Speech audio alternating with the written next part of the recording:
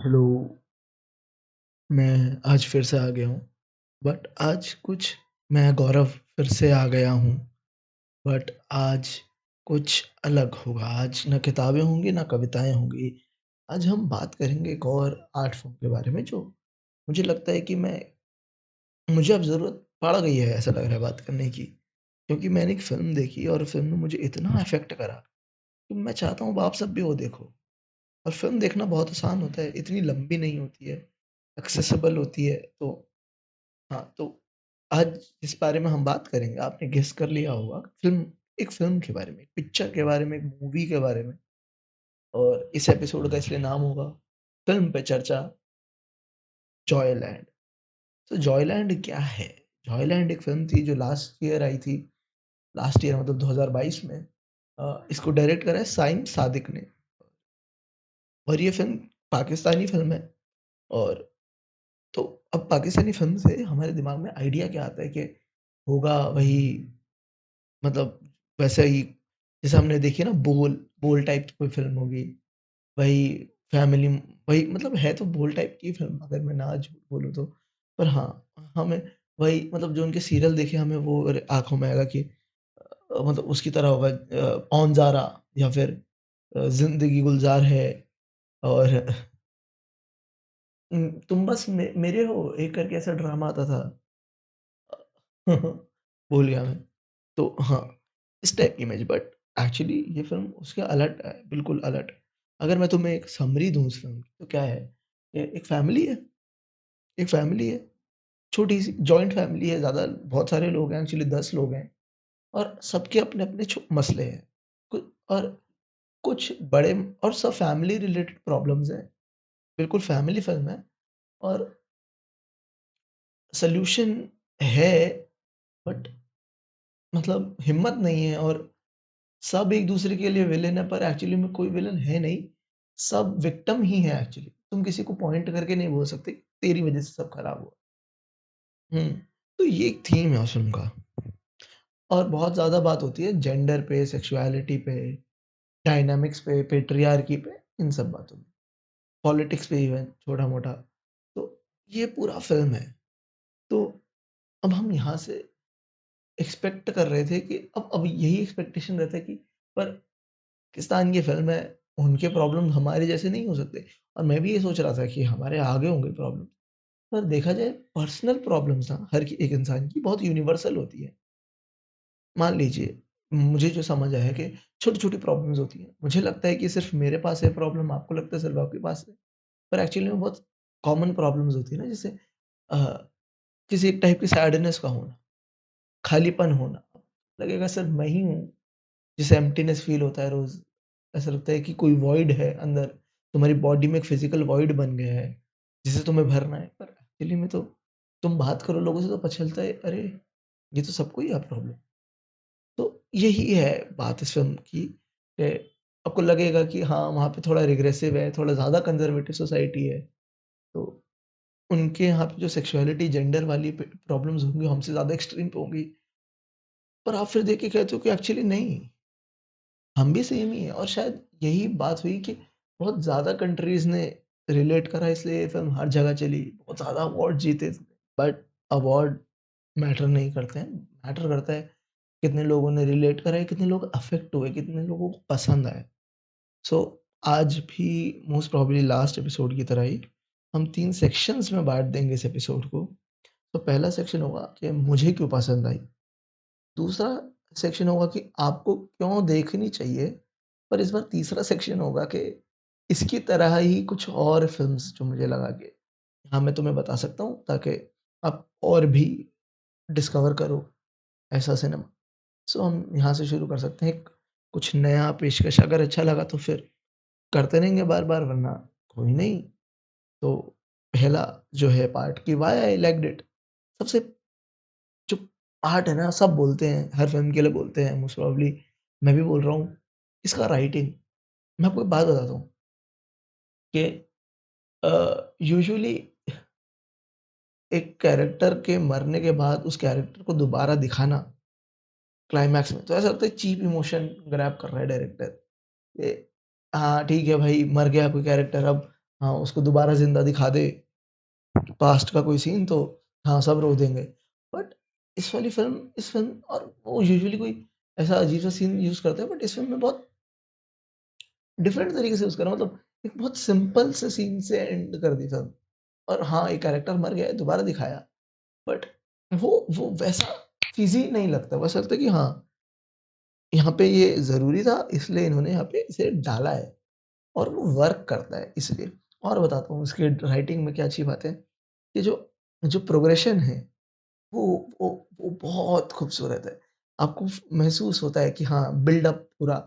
और एक और चीज़ बहुत अच्छी कि सब कैरेक्टर्स को आप जानते हो।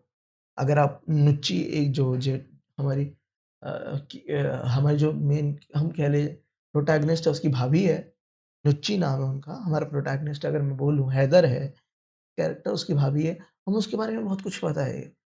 वो भी थोड़ी-थोड़ी इन्फॉर्मेशन से, बट हाँ, हमें सबके बारे में कुछ-कुछ बताया गया है ताकि हम सबको आगे लेके जाएँ। और वो ऐसा है कि थोड़ी-सी इन्फॉर्मेशन हमें फर्स्ट हाफ में कहीं दे दी एंड देन वो एंड में आके सेंस बना रही है। तो ये सब बातें हैं, ये छोटा-छोटा लाइन जैसे कभी बीच पे गई हो एंड और फिर तुम्हें बाद में पता चलता है अच्छा अरे वाह! ये वाह यार क्या बात है! क्या क्लाइमैक्स दिया है। या फिर एक और डायलॉग्स ना आप देखोगे तो एक है ना, अब चलो राइटिंग की बात हो गई है, स्क्रीन प्ले की, अब आते हैं डायलॉग पे। तो अगर आपने देखा हो, ध्यान दिया हो, तो जब 80s का टाइम था या 60s, 50s ये सब पुराना टाइम होता था, 90s भी इवन, तो क्या होता था कि जो डायलॉग्स होते थे फ़िल्म के वो बहुत ज़्यादा शायरी टाइप के होते थे ना, या फिर बड़े डायलॉग टाइप के होते थे कि तुम मुझे वहाँ ढूँढ रहे हो और मैं तुम्हारे यहाँ इंतज़ार कर रहा हूँ, या फिर अ मेरे पास गाड़ी है, बंगला है, बैंक बैलेंस है, तुम्हारे पास क्या है? मेरे पास माँ है, या फिर कितने आदमी थे। अ, तो ये सब जैसे ये सब जावेद और सलीम जावेद की एग्ज़ाम्पल्स हैं, but you got the idea ना कि बड़े वैसे टाइप के डायलॉग थे, लाइक मतलब डायलॉग कि हाँ, ये तो मतलब ये आम इंसान ऐसे बात नहीं करता है ना। तुम मतलब किसी आम इंसान को ऐसे बात करते नहीं देखोगे, बट उस फ़िल्म में काम करता है तब। और उससे पहले वाली अगर गुरुदत्त वगैरह टाइम की फ़िल्में देखोगे तो बड़े शायरी में लोग बोलते हैं, बहुत उर्दू में लोग बोलते हैं और आप सोचते हो कि अरे बाप रे! ऐसा भयंकर उर्दू तो कोई बोलता होगा यार, मतलब उस टाइम में भी लोग रिलेट नहीं कर पाते होंगे कि ऐसा उर्दू में बातें करते थे लोग। तो अब जो डायलॉग्स हैं बहुत ज़्यादा ऐसे है ना रियल, तो मतलब आपको लगता ही नहीं है डायलॉग है, आपको लगता है कि ऐसे आम इंसान बात ही तो करते हैं। अगर आप एग्ज़ाम्पल लें, आप अह, मसान देखो, अगर आपने मसान देखी है तो उसके जो अच्छे-अच्छे सीन्स हैं जैसे कि ये दुःख आए खत्म नहीं होता है, उसमें जो ऐसा कोई बड़ा ही डायलॉग बाज़ी नहीं है पर सीन काम करता है। या फिर हाँ, और किसका एग्ज़ाम्पल दूँ मैं? उड़ान में वो लड़का जो पोएट्री भी कर रहा है, वो बड़ी उस तरह की ही पोएट्री की एक लड़का कर रहा है। और वो जब अपने बाप से कन्फ्रंटेशन वगैरह करता है, तब भी कोई ऐसा भारी डायलॉग नहीं है। शायद करता है ना अपने बाप से कन्फ्रंट एंड में, अपने छोटे भाई के लिए। वहाँ पे भी ऐसा कोई डायलॉग बाज़ी नहीं है ना इन सब फ़िल्मों में। क्वीन में याद है कोई ऐसा डायलॉग? हाँ, मतलब वो वाला सीन है जैसे मैं मेरी लाइफ़ बड़ी बर्बाद हो गई है। पर मोस्ट प्रोबेबली आम लोग ऐसी तो बात करते हैं जब रोते हैं, समझ रहे हो? तो अब अभी शायद ये बात क्लियर हो चुकी होगी कि डायलॉग्स बड़े चेंज हुए हैं। पर इस फ़िल्म ने ना एक बड़ा स्वीट स्पॉट ढूँढ लिया है। इस फ़िल्म की राइटिंग में, डायलॉग राइटिंग में इतना खूबसूरत स्पॉट ढूँढा है साइम ने कि आप सुनते हो और आपको लगता है कि हाँ यार, मतलब आम इंसान ऐसी बातें कर भी सकता है, मतलब जिसने बहुत कुछ देखा हो, मतलब हाँ, अगर क्योंकि हमारा जो कैरेक्टर है उसने थिएटर वगैरह करा था स्कूल में, तो हाँ, हो सकता है कि वैसी थोड़ी डीप बातें कर ले। हाँ, तो रोमियो जूलियट में जूलियट बना है, तो मतलब हाँ, कर सकता होगा वैसी बातें। पर वो एकदम ऐसा भी लगता है कि हाँ, आम इंसान कर सकता है, पर डायलॉग्स खूबसूरत भी हैं कि जब आप किसी को सुनाओ तो आप मतलब वाह यार! ये तो कमाल है, मतलब ये बड़ी खूबसूरत लाइन लिखी है। तो इसका एक एग्ज़ाम्पल देता हूँ, मैं सबटाइटल्स पढ़ रहा हूँ, इंग्लिश में है सबटाइटल्स, पर ये एक्चुअली में डायलॉग्स थे पंजाबी में, तो आपको सबटाइटल में समझाता हूँ पर आप समझ जाओगे, कितना खूबसूरत डायलॉग्स है। ये कन्वर्सेशन है 2 कैरेक्टर्स के बीच में, बड़ा इंटीमेट सा टाइम है ये। और एक कैरेक्टर दूसरे कैरेक्टर से बोलती है कि जोक सुनाओ, वो जोक सुनाता है कुछ, तो बस इतना सा सीन है। अब आप ध्यान से सुनना डायलॉग बड़े अच्छे। 7 लाइन है, ज़्यादा नहीं, बस ध्यान से सुनना। Tell me a joke, a mosquito fell in love with a chicken, the mosquito and the chicken kissed, the mosquito died of bird flu and the chicken died of dengue. Guess why? Hmm, uh, why? Because the fate of love is death. क्या बात है! मोहब्बत का अंजाम मौत है। इसका पंजाबी में शायद कुछ होता है कि एक मच्छर ਨੂੰ ਇੱਕ ਮੁਰਗੀ ਨਾਲ ਪਿਆਰ ਹੋ ਗਿਆ ਤੇ ਤੇ ਮੱਛਰ ਨੇ ਮੁਰਗੀ ਨੂੰ ਪੱਪੀ ਕੀਤੀ ਤੇ ਮੱਛਰ ਬਰਡ ਫਲੂ ਤੋਂ ਮਰ ਗਿਆ ਤੇ चिक मुर्गी अ, डेंगू ते मर गई। पूछ क्यों? क्यों? क्योंकि मोहब्बत दा अंजाम ता मौत है। कितना खूबसूरत डायलॉग है। और हो सकता है एक आम इंसान ऐसे टाइम पे ऐसी बातें कर भी ले। अब हाँ, बट और पर ये एकदम रेगुलर सा भी नहीं, तो ये समझ पा रहे हो आप?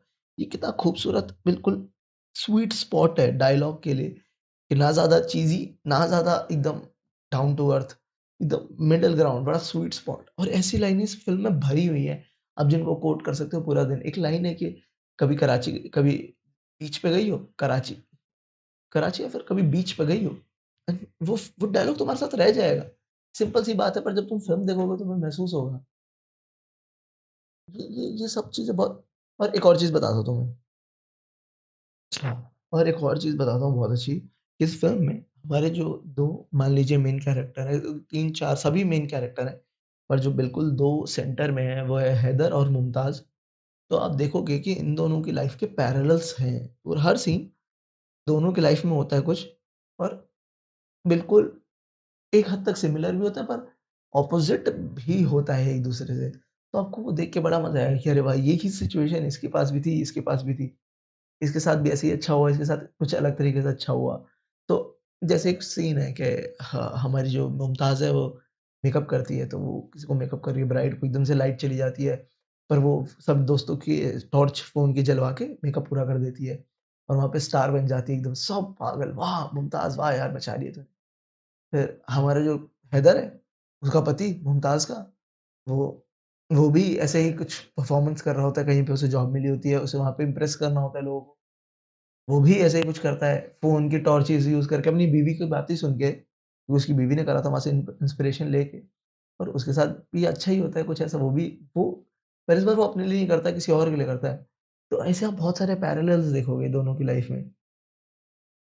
दोनों को दोनों को डिफरेंट-डिफरेंट क्वेश्चन्स हो रहे हैं अपनी सेक्सुअलिटी को लेके। तो दोनों अपनी मतलब अपनी लाइफ़ में कैसे स्ट्रगल कर रहे हैं, कैसे किसी का सपना मर रहा है। तो ये बड़ा मज़ेदार है 2 पर्सपेक्टिव से देखना। तो इसलिए मैं ज़रूर बोलूँगा आपको जॉयलैंड देखिए। राइटिंग के लिए तो ज़रूर देखिए। सेकंड पॉइंट जो आता है कि अ, सिनेमैटोग्राफी। एक तो ये फ़िल्म शॉट हुई है 4:3 रेशियो में। 4:3 रेशियो होता है, ऑलमोस्ट स्क्वायर रेशियो होता है। मतलब अगर मैं समझाऊँ तो ऐसा अ 3 अगर ऐसा लेंथ है तो विड्थ होगा 4, समझ रहे हो? अगर 3 इंच का विड्थ है तो 4 इंच का लेंथ होगा फ्रेम का। एक रेक्टेंगुलर बन जाएगा। तो उसमें शूट करा है फ़िल्म को, तो देखोगे तो आपको लगेगा कि शिट! ये कितना खराब हो सकता था, ये कितना गलत हो सकता था। पर नहीं हुआ, वो इतना रिस्की कुछ था और वो काम करता है, वो इंटिमेसी फ़ील कराता है हमें फ़िल्म के अंदर। जो है ना कि सब एक-दूसरे पे ऑलमोस्ट फँसे हुए हैं, जगह ही नहीं है, बिल्कुल सब इतना क्लोज़नेस तुम्हें फ़ील कराता है ना कि मज़ा आ जाता है। आपको भी वो मतलब क्या कह सकते हैं, वो फ़ील होगा आपको कि कभी कोई गला दबा रहा है, आपको वो कंस्ट्रक्शन वो महसूस होगा, वो बड़ा कमाल है इस फ़िल्म का। सिनेमैटोग्राफ़ी वाह! Top cinematography. बहुत टाइम बाद ऐसा एशियन किसी फ़िल्म में स्पेसिफ़िकली मतलब हिंदी, उर्दू ये वाली हमारी जो फ़िल्में हैं, इसमें ऐसा कमाल सिनेमैटोग्राफ़ी देखने को मिला है। मुझे बहुत टाइम से इतना कमाल नहीं मिलता था, ऐसा लगता था सब फ़िल्में जेनेरिकली शूट होती हैं, जैसे ऐड चल रहा हो। इस फ़िल्म ने बहुत डिफरेंटली करा, बहुत मज़ा आया मुझे, मुझे बहुत पसंद आई। अच्छा, अब ये आपको क्यों देखनी चाहिए? तुम क्यों देखो? सबसे इम्पोर्टेंट इंसानियत को समझने का, जो मैंने अभी इतनी देर से ज्ञान बाँचा था राइटिंग पे, वही बात है कि आप इंसान को समझना सीखोगे कि एक छोटी-छोटी चीज़ें कैसे लोगों को फ़र्क अफ़ेक्ट करती हैं। कैसे हर कोई विक्टिम है, पर कोई भी किसी को भी आप एक इंसान को ब्लेम नहीं कर सकते हो। तो ये सब छोटी-छोटी चीज़ें आपको इंसानियत समझाएँगी कि अच्छा, हमारी ये प्रॉब्लम्स हैं, इतनी बड़ी दुनिया है पर हम इतने से हैं और फिर भी हमारी प्रॉब्लम्स इतनी बड़ी हैं, जो नहीं होनी चाहिए थी। हमने बनाई है, हम सब ने एक-दूसरे पे प्रॉब्लम्स हम सब ने एक-दूसरे को ज़ुल्म कर रहे हैं। वो बड़ा खूबसूरती से दिखाया और फैमिली कैसे एक-दूसरे पे ज़ुल्म करती है बिना जाने-अनजाने में। शायद वो नहीं चाहती पर वो करती है। सो ये पूरा पॉइंट और पैट्रियार्की कैसे हर्ट करती है दोनों को, आदमी को भी और औरत को भी। तो ये सब बहुत कमाल तरीके से दिखाया है इस फ़िल्म में, मुझे मज़ा आ गया, बहुत अच्छा। फैमिली का जैसा प्रॉब्लम्स होता है, गली-मोहल्ले में, बहुत अच्छा, बहुत मज़ेदार। तो आपको इसके लिए ज़रूर देखनी चाहिए अगर आप ये सब पसंद करते हो फ़िल्मों में।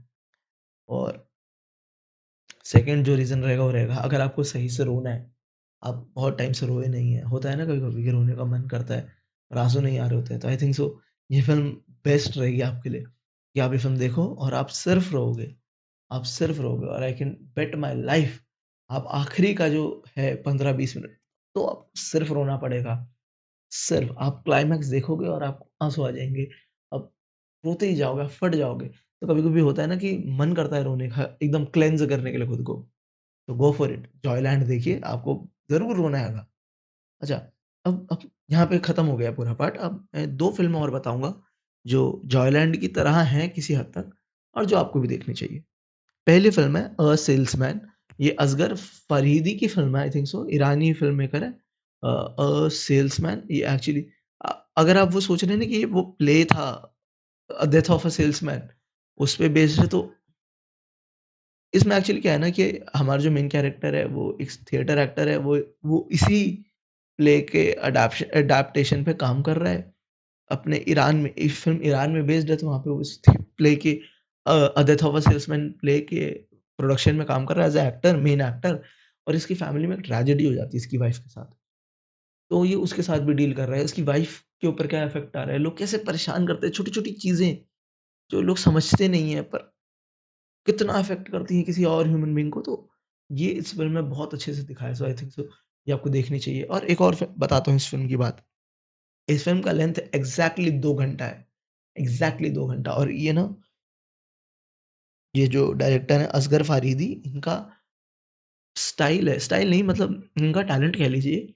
इनकी सारी फ़िल्में मतलब सारी तो नहीं मोस्टली फ़िल्में 2 घंटे की होती हैं और आप है ना मतलब उन्होंने इस फ़ॉर्म को इतना सही से समझा हुआ है कि ये मैथमेटिकली कर लेता है चीज़ों को कि आपको दिख जाएगा कि 30 मिनट्स में फर्स्ट एक्ट खत्म, 1 घंटा second act, third act 30 minutes और आपको दिखेगा इतना खूबसूरती से, बहुत कमाल। तो इसके लिए देखना है इनकी कोई भी फ़िल्म देखना है। एक और फ़िल्म है इसकी द सेपरेशन या अ सेपरेशन वो भी अच्छी फ़िल्म है। मैंने देखी नहीं है पर मैंने तारीफ़ बहुत सुनी है, तो आप देख सकते हो, मुझे बता देना देख के।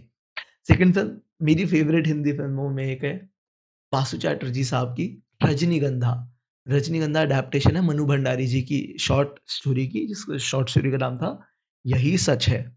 यही सच है ये फ़िल्म रजनीगंधा इस बात पे रिवॉल्व करती है कि एक औरत है, एक लड़की है, पीएचडी कर रही है, उसका एक बॉयफ्रेंड है, अमोल पालेकर और हमारी हीरोइन विद्या सिन्हा हाँ, विद्या सिन्हा ही थी ना हीरोइन रजनीगंधा में जो मेन एक्ट्रेस है? सॉरी मैं चेक कर लेता हूँ यार, मैं गलत नहीं बोलना चाहता क्योंकि क्या फ़ायदा? हाँ, विद्या सिन्हा। विद्या सिन्हा हमारी एक्ट्रेस हैं, मतलब मेन जो प्रोटैगनिस्ट है कहानी की। इनका दिल्ली में बॉयफ्रेंड है अमोल पालेकर और वो एक फैक्ट्री में ऐसे ही काम करते हैं और बस पूरा दिन यूनियनबाज़ी और इस सब में लगे रहते हैं। बिल्कुल लेट-लतीफ़ हैं, गर्लफ्रेंड पे ध्यान ही नहीं देते हैं, कोई केयर ही नहीं है, कुछ नहीं है। बस सॉरी बोल दो और बस मुझे तो बहुत बुरा लग रहा है ये वो, बस ये करते हैं। और इनको मुंबई जब ये जाती हैं, तो इनको इनका एक एक्स बॉयफ्रेंड मिलता है वहाँ पे, जो एडवर्टाइज़मेंट में काम कर रहा है, बिल्कुल शोशा वाली लाइफ़ है, बिल्कुल प्रिसाइज़ है टाइम का, सब याद रखता है, ध्यान देता है। अब ये उनके दिमाग की असमंजस पे है पूरी फ़िल्म कि विद्या सिन्हा किसके साथ शादी करेगी? मुंबई वाले बॉयफ्रेंड के साथ, एक्स बॉयफ्रेंड के साथ या फिर जो अभी बॉयफ्रेंड है अमोल पालेकर जो ध्यान ही नहीं देता है। तो उस पूरे ना तनाव पे, उस पूरे क्या कहते हैं उस पूरी टेंशन को बहुत कमाल तरीके से दिखाया बासु चैटर्जी साहब ने। देखना रजनीगंधा और आपको रियलाइज़ होगा कि अरे बाप रे! 80s में ऐसी फ़िल्में भी बन जाती थी इंडिया में और चलती थी, अवार्ड मिलते थे। तो प्लीज़ जाओ देखो, रजनीगंधा देखो, ये तो यूट्यूब पे फ्री में मिल जाएगी आपको। और हाँ, एक और बात, जॉयलैंड एक्चुअली एक तरह से कह सकते हैं हम कि जॉयलैंड का एक प्रीक्वल है एक्चुअली, एक शॉर्ट फ़िल्म है, उस फ़िल्म का नाम है डार्लिंग। डार्लिंग शॉर्ट फ़िल्म है और यूट्यूब पे फ्री में है।